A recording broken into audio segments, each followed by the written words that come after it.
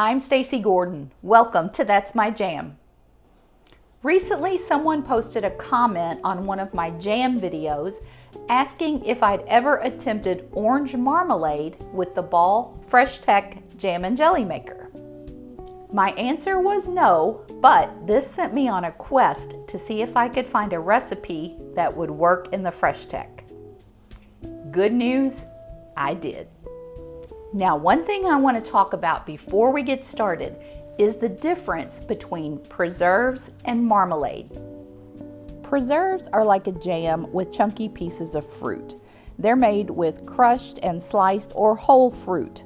Marmalade is most often made with citrus, usually oranges, and it contains visible pieces of peel or rind. I wasn't quite sure if the jam and jelly maker would be able to cook the peel into the marmalade, so I decided to settle for a bit of a compromise. Instead of peel, I used quite a bit of orange zest. Zest comes from the peel. You see where I'm going with this. Ultimately, I was very pleased with the results of this marmalade, or marmalade, depending on how you pronounce it. So now I'll show you how I made it. Let's get started. To get started, I've plugged in the Ball freshTECH and I've picked out some nice looking navel oranges. I'm going to start with 4 of the oranges. I'm going to take a nice vegetable scrubber, put these under some water and get them scrubbed up thoroughly. Next, we'll need maybe a cereal-sized or salad bowl and a grater. And we're going to start to zest our oranges.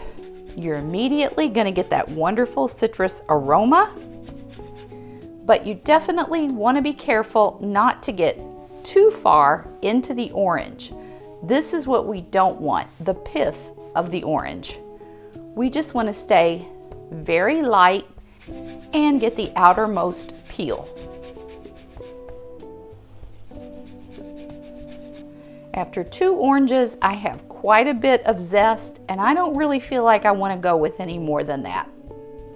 Now I'm ready to cut up these oranges. I want to take off both ends and I'll quarter these oranges.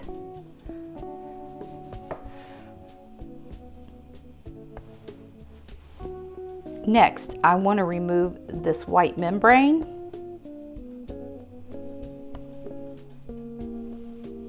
Now, you might be a little bit worried about this odd colored flesh inside the orange.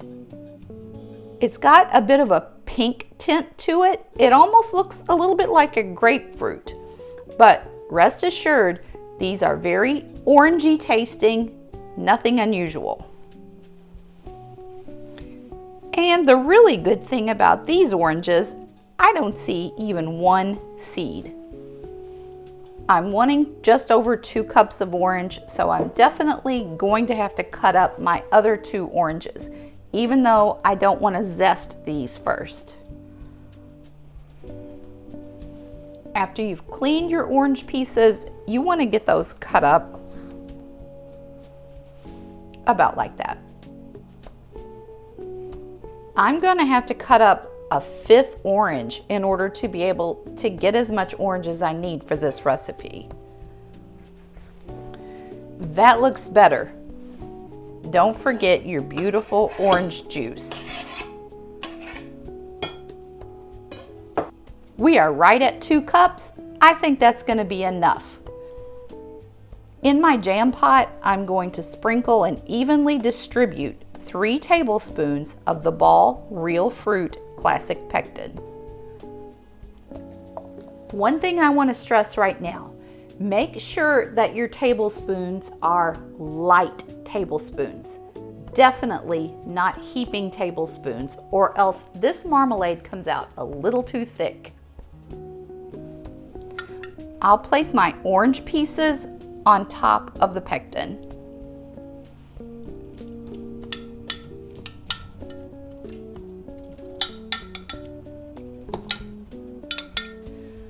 Also the zest from those first 2 oranges.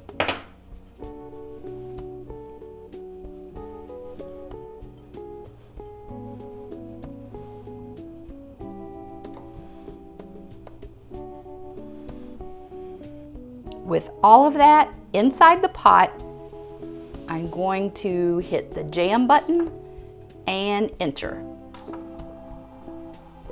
As you can see, the machine's going to start working that all around.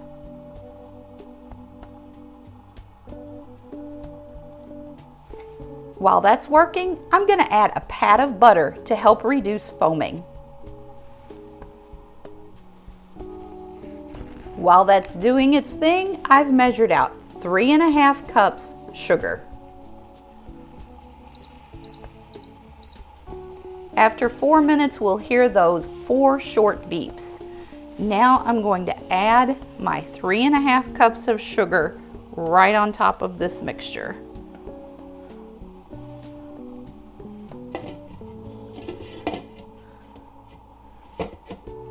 We'll cover the jam pot and let it finish doing its thing.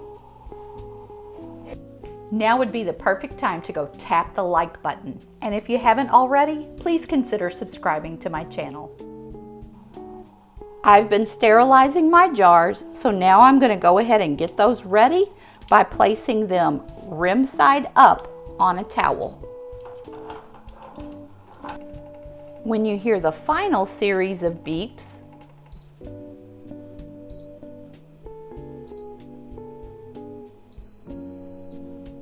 you'll know it's ready. I'll press cancel and unplug the machine. Next, we'll carefully remove the stirrer.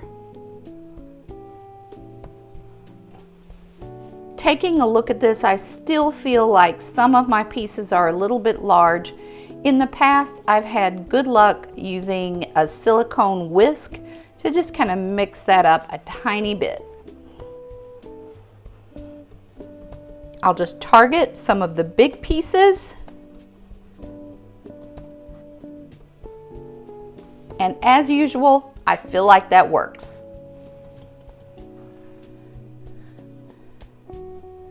While this is nice and hot, we're going to go ahead and start transferring to our jars.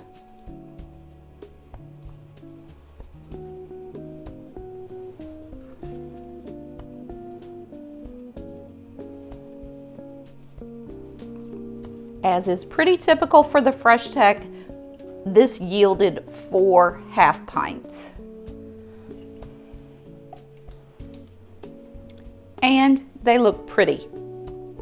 I'm going to put 3 of these into my water bath, and I'll just place a screw-on lid on this 4th one. We'll use this one for a tester. This marmalade came out really great, especially when I first opened the jar. After it sets in the refrigerator, it gets pretty thick, so be careful with that pectin. Make sure you get out as much of the white membrane of the orange as you can, and take it easy with that pectin. Aside from that, I'm really happy with this recipe, and I think you will be too. So thank you to the person who requested it. If you've got a flavor you'd like to see, leave it in the comments. I'll see what I can do. The next time I make this marmalade, which won't be long, I'm going to try a little bit more of the peel just to see how the freshTECH can handle it. This marmalade is incredible on toast or, my favorite, an English muffin. But I also use it in a pork tenderloin recipe. You don't want to miss that one, so stay tuned to my channel. That video will be coming soon. I truly hope you have an incredible week ahead. I'm going to be back again with you real soon. In the meantime, turn off the TV, turn on some music, and just keep jamming.